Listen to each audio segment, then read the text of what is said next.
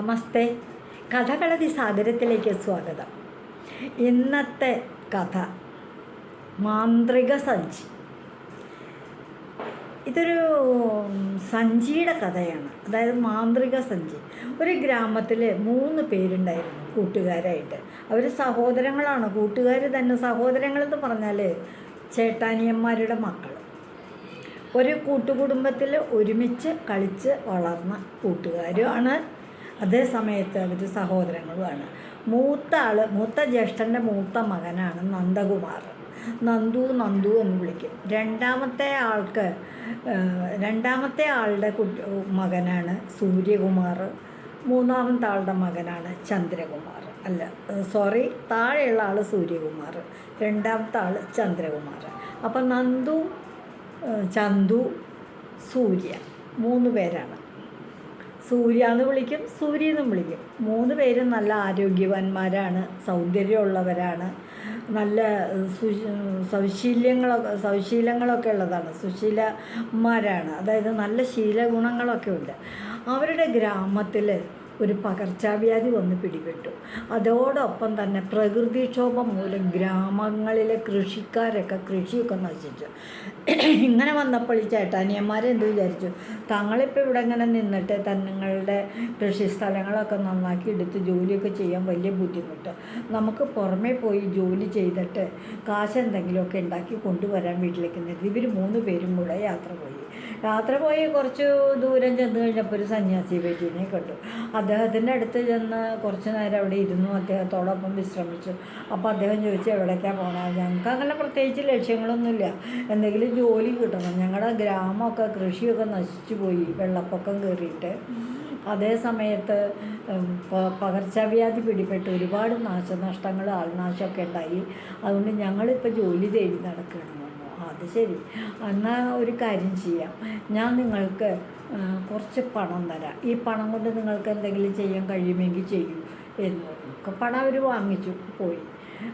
അതേ സമയത്ത് തന്നെ പറഞ്ഞു, ഇത്രയും പണം കിട്ടിയാൽ നമുക്കൊന്നും ആവില്ല, എന്നിരുന്നാലും നമുക്ക് സന്യാസി ഒരു ഗുരുവരം തന്നതല്ലേ എന്ന് കരുതി അവർ വാങ്ങിച്ചു. ആ പണം കയ്യെ പിടിച്ചുകൊണ്ട് യാത്ര ചെയ്തു. ആ പണം കയ്യെ പിടിച്ചിരുന്നത് ഏറ്റവും മൂത്ത ജ്യേഷ്ഠനായ നന്ദുവാണ്. ആ 3 പേരും കൂടെ പിന്നെ കുറേ നടന്നു പോയിട്ട് മറ്റൊരു സ്ഥലത്ത് ചെന്നിട്ട് അന്നൊരു സത്രത്തിൽ വിശ്രമമായി. അവിടെ കിടന്ന് വിശ്രമിച്ച് രാത്രി ഉറങ്ങിക്കൊണ്ടിരിക്കെ മൂത്ത സഹോദരനായ നന്ദു ഒരു സ്വപ്നം കണ്ടു. എന്താണെന്നറിയാമോ ആ സ്വപ്നം? അയാൾ കിടക്കുന്നതിന് താഴെയായിട്ട്, അതായത് സത്രത്തിൻ്റെ അകത്തൊന്നും സ്ഥലമില്ല, ആൾക്കാർ ധാരാളം വന്നതായി. അപ്പോൾ ഇവർ മുറ്റത്തുള്ളൊരു മരത്തിൻ്റെ ചുവട്ടിലാണ് കിടന്നത്. അവർ ആൽത്തറയാണ്. ആ ആൽത്തറയമേ ആൾക്കാർ ഇരിക്കുകയും കിടക്കുകയൊക്കെ ചെയ്യും. അപ്പോൾ അവരെന്ത് ചെയ്തു, അതിൻ്റെ താഴ്ത്താണ് കിടന്നത്, നിലത്താണ് കിടന്നത്. മണ്ണിലെന്ന് പറഞ്ഞുകൂടാ, അവിടുന്ന് ഒരു വയം കണ്ട് കിട്ടി, അത്രേ ഉള്ളൂ. അയാളൊന്നൊരു സ്വപ്നം കണ്ടു നന്ദു.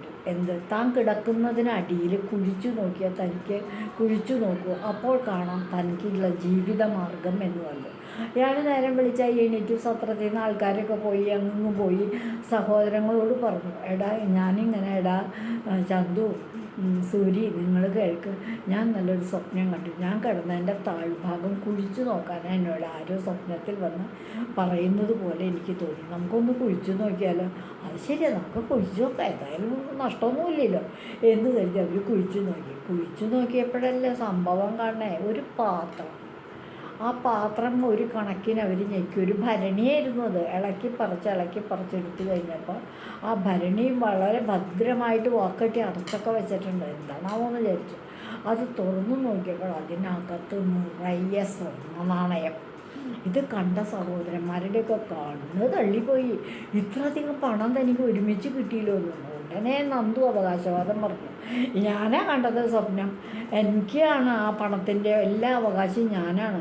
ഞാനിനി നിങ്ങളുടെ കൂടെ യാത്രയ്ക്കൊന്നുമില്ല, എനിക്കിപ്പോൾ ഇത്രയും പണം മതി. ഈ സ്വർണ്ണ നാണയം മുഴുവൻ വിറ്റ് ഞാൻ കാശാക്കി എൻ്റെ ഗ്രാമത്തിൽ ചെന്ന് സുഖമായിട്ട് താമസിക്കും, ഞാൻ പോകുകയെന്നും പറയുകയല്ല.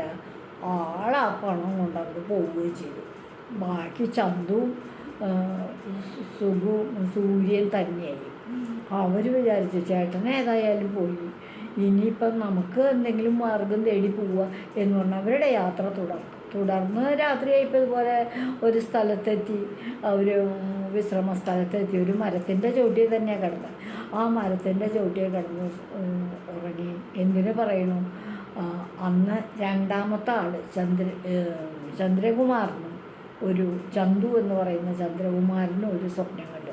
താൻ കിടക്കുന്ന ഭാഗം ഒന്ന് കുഴിച്ചു നോക്ക് എന്ന് ആരോ സ്വപ്നത്തിൽ വന്ന് പറയുന്നതായിട്ട്. നേരം വെളിച്ചായി എണീറ്റു. അവർ പറഞ്ഞ പോലെ തന്നെ കുഴിച്ചു നോക്കി. ജ്യേഷ്ഠന് കിട്ടിയതുപോലെ തന്നെ ഒരു പാത്രം, ഇതൊരു കുടമായിരുന്നു.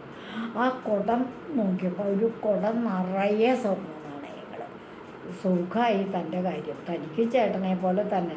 അപ്പോൾ അനിയന് പകുതി കൊടുത്താലോ എന്ന് ആദ്യം ഒന്ന് വിചാരിച്ചു. പിന്നെ തോന്നി എന്തിന്, നാളെ സ്വപ്നം കണ്ട അവന് കിട്ടുകയാണെങ്കിൽ അവനും കിട്ടിക്കോട്ടെ.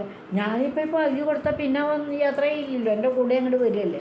അത് വേണ്ട, അതല്ല ഞാൻ പോവുക. ചേട്ടനെ പോലെ തന്നെ ഞാനല്ലേ സ്വപ്നം കണ്ടത്, എനിക്ക് അവകാശപ്പെട്ടതായി ഈ പണം എന്ന് പറഞ്ഞുകൊണ്ട് ആ കുടത്തിലെ നിധിയും കൊണ്ട് ചന്ദ്രകുമാരനും പോയി.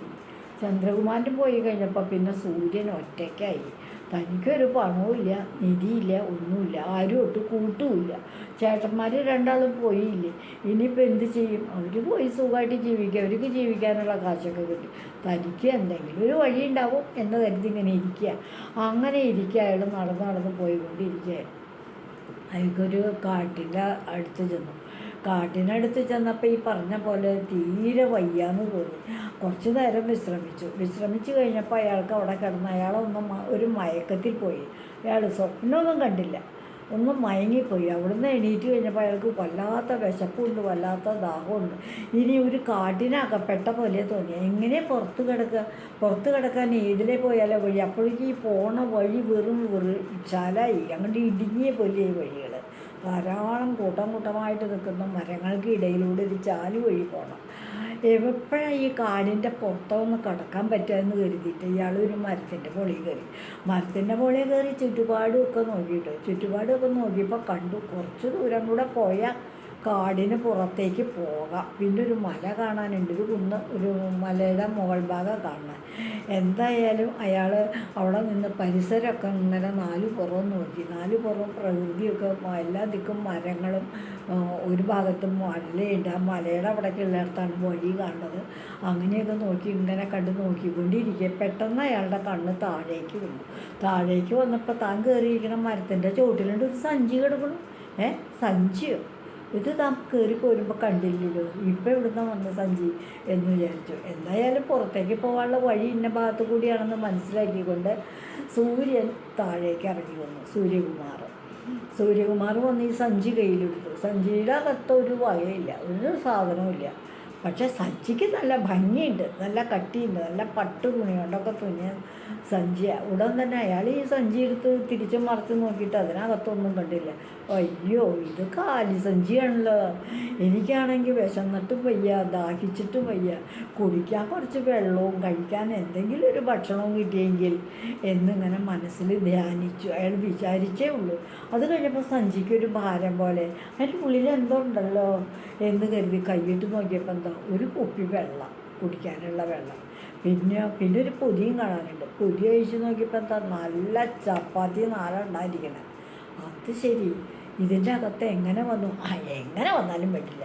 തനിക്കിപ്പോൾ നല്ല വിശപ്പുണ്ട്, നല്ല ദാഹമുണ്ട്. ആദ്യം വെള്ളം കുടിച്ചു, അതിനകത്തുണ്ടായിരുന്ന ഭക്ഷണവും കഴിച്ചു, സുഖമായി. അത് കഴിഞ്ഞപ്പോൾ ഈ വെള്ളം കുടിച്ചുകൊണ്ടിരിക്കുമ്പോൾ ഇയാളുടെ ആക്രാന്തം പിടിച്ച് വെള്ളം കുടിച്ചപ്പോൾ എന്താ, ഉടുത്തേക്കണ കുറേ തുണിയൊക്കെ അഴുക്കായി.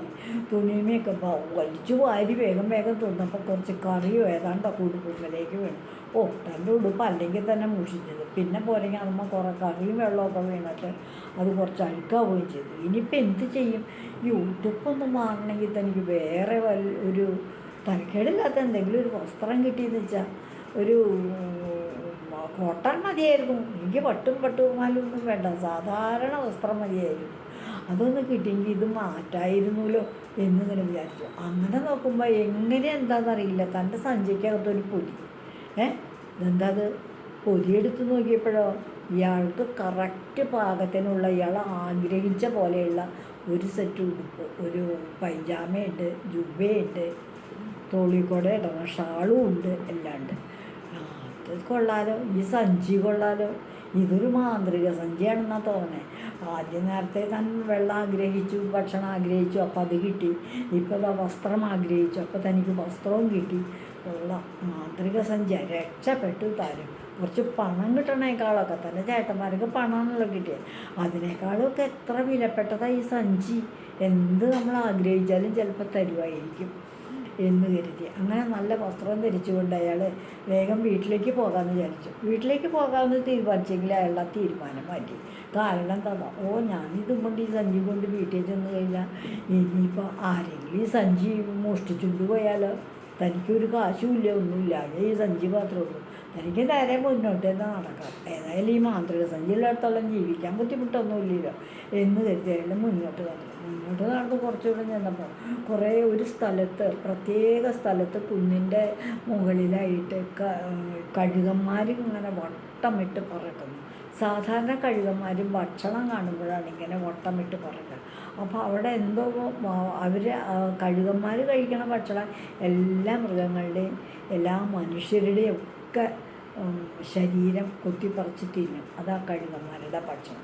അപ്പോൾ അവിടെ എന്താണോ എന്തിൻ്റെ ഒരു ശവശരീരം കിടപ്പുണ്ട്. ഏതായാലും ഒന്ന് ചെന്ന് നോക്കാമെന്ന് വെച്ചു. നോക്കാമെന്ന് വെച്ചപ്പോൾ എന്താ, ഒരു 3-4 രാജഭടന്മാരെ പോലെ തോന്നിക്കുന്ന 3-4 പേര് ഒരു പെൺകുട്ടിയെ കൊണ്ടുവന്നൊരു മരത്തിൽ കെട്ടിയിട്ടേക്കുക.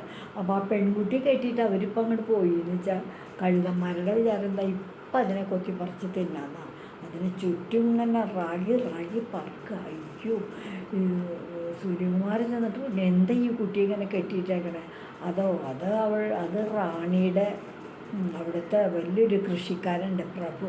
ആ പ്രഭുവിൻ്റെ മകളാണ് ഈ കുട്ടി. രണ്ടാനമ്മയുടെ കൽപ്പനയാണ് ഞങ്ങളോട് ഇവിടെ കൊണ്ടുവന്ന് കെട്ടിയിടണം, ഈ മരത്തെ കെട്ടിയിടണം. അപ്പം കഴുകന്മാർ വന്ന് അവളെ തിന്നോളും, ചാവണേനും വന്നിട്ട് കുത്തിപ്പറിച്ച് തിന്നോളും. അതിന് വേണ്ടി കൊണ്ടുവന്ന് കെട്ടിയിട്ടേക്കണതാണ്. ഞങ്ങളിങ്ങനെ ചെയ്തില്ലെങ്കിൽ നിങ്ങൾക്ക് മഹാഭാവമല്ലേ ഇങ്ങനെ ഒരു പെൺകുട്ടി, ജീവനുള്ള പെൺകുട്ടി കഴുകന് എറിഞ്ഞു കൊടുക്കാൻ എന്ന് സൂര്യകുമാർ ചോദിച്ചപ്പോൾ അവർ പറഞ്ഞു, ഞങ്ങൾക്ക് ഞങ്ങളുടെ ജീവനല്ലേ വലുത്. ഞങ്ങൾ ഈ പറഞ്ഞ പോലെ പ്രഭുവിൻ്റെ ഭാര്യ റാണി എന്നാണ് അവരുടെ പേര്, റാണി എന്നാണ് വിളിക്കുന്നത് എല്ലാവരും. ഈ റാണി പറഞ്ഞതുപോലെ കേട്ടില്ല എന്ന് വിചാരിച്ചാൽ എൻ്റെ ശരീരത്തിന് വരട്ടെ കേട്ട് ഞാൻ തന്നെ സഹിക്കണ്ടേ എന്നിങ്ങനെ പറയേണ്ടായി. അത് കഴിഞ്ഞപ്പോൾ അപ്പോൾ ഈ രണ്ടാനമ്മയുടെ ഉദരം കാരണം അപ്പോൾ ഈ കുട്ടിയോട് ചോദിച്ചു, താൻ എടോ പെൺകുട്ടി, എന്താ തൻ്റെ പേര് എന്ന് ചോദിച്ചപ്പോൾ കുട്ടി പറഞ്ഞു, എൻ്റെ പേര് അമൃത എന്നാണ്. എന്നിട്ട് അമൃതയുടെ വീട് എവിടെ?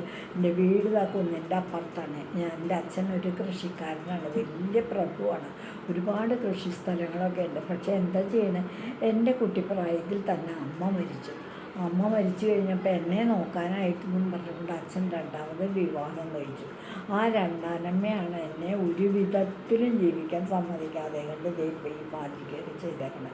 അത് സാരമില്ല, ഞാൻ രക്ഷിക്കാമെന്നും പറഞ്ഞ ഭടന്മാരോട് പറഞ്ഞു, നിങ്ങൾ എന്നോട് ഒന്നിലെ ഞാനിപ്പോൾ യുദ്ധം ചെയ്യാൻ ആൾക്കാരെ ഞാൻ തന്നെ മതി, നിങ്ങൾ 4 പേരും ഒന്നുകിൽ വീട്ടിലേക്ക് ഓടിപ്പോകും, ഇല്ലെങ്കിൽ ഇപ്പോൾ എനിക്കൊരു സഞ്ചിയോട് അപ്പോൾ സൂര്യകുമാർ ആവശ്യപ്പെട്ടു, എനിക്കൊരു നല്ല വാള് വേണമല്ലോ എന്ന്. അപ്പം തന്നെ സഞ്ചി വാള് കൊടുത്തു. ഈ വാള് കണ്ട വഴി തന്നെ അവർക്ക് പേടിയായി, വേഗം പൊക്കോളും, ഇല്ലെങ്കിൽ ഞാൻ ഈ വാളിന് ഊണാക്കി മാറ്റും നിങ്ങളെ എന്ന് പറഞ്ഞ് പോവുകയും ചെയ്തു. അതിൽ ചെന്ന ഈ വന്ന രണ്ടാനമ്മയുടെ വീട്ടിൽ പറഞ്ഞയച്ച് അവിടെ ചെന്ന് ഭക്ഷണം കഴിക്കാനൊക്കെ അവരിരുന്നു. അപ്പോൾ സൂര്യകുമാറിന് മനസ്സിലായി, രണ്ടാനമ്മ അവർ വളർത്തു നായ്ക്കളെ പോലെയാണ് ആ രണ്ടാനമ്മയുടെ, അല്ലെങ്കിൽ പക്ഷെ അവർക്ക് ജീവന് ഭീഷണി ഉണ്ടാവുമായിരിക്കും, അതുകൊണ്ടാണ് അവരങ്ങനെ ചെല്ലുന്നത്. അത് കഴിഞ്ഞപ്പോൾ ഈ കൃഷിക്കാരനെ കണ്ടു. കൃഷിക്കാരനെ കണ്ടപ്പോൾ സൂര്യകുമാർ ശരിക്കും പറഞ്ഞു, തൻ്റെ മകളെ രക്ഷിച്ചു, അച്ഛനെ ഏൽപ്പിച്ചു, ഇങ്ങനെ പോലെ കാട്ടിലുണ്ടായ കാര്യങ്ങൾ, അനുഭവങ്ങൾ പറഞ്ഞു. ഭടന്മാരെ പിടിച്ച് കെട്ടിയിട്ടു, കഴുകന്മാർ വന്നു, കഴുകന്മാരിൽ നിന്ന് രക്ഷിച്ചത് ഈ യുവാവാണ് അച്ഛാന്ന് മകളും പറഞ്ഞു, അമൃതയും പറഞ്ഞു. അങ്ങനെ ആ കൃഷിക്കാരൻ തൻ്റെ മകളായ അമൃതയെ സൂര്യകുമാറിനെ വിവാഹം ചെയ്തു കൊടുത്തു. സൂര്യകുമാർ പിന്നെ തിരിച്ചു പോയൊന്നുമില്ല വീട്ടിലേക്ക്. തൻ്റെ മാതൃക സഞ്ചി തൽക്കാലം മടക്കി ഒരു പെട്ടിക്കകത്ത് വസ്ത്രങ്ങളോടൊപ്പം, നല്ല വസ്ത്രങ്ങളോടൊപ്പം സുഗന്ധമായിട്ട് സൂക്ഷിച്ച് പൂജാമുറിയിൽ വയ്ക്കുകയും ചെയ്തു. ആ കൃഷിക്കാരനോടൊപ്പം ജോലി ചെയ്ത് അവിടെ ജീവിക്കുകയും ചെയ്തു. ഇതാണ് ഇന്നത്തെ കഥ, മാന്ത്രിക സഞ്ചി. ഇതുവഴി വന്നാലും ഇത്തിരി നേരമിരുന്നാലും കഥകൾ കേട്ടാലും കരയാൻ ഇത്തിരി കഥകൾ കേട്ടാലും കളിയായി പറയും കഥയാണേ, കാര്യം പറയും കഥയാണേ.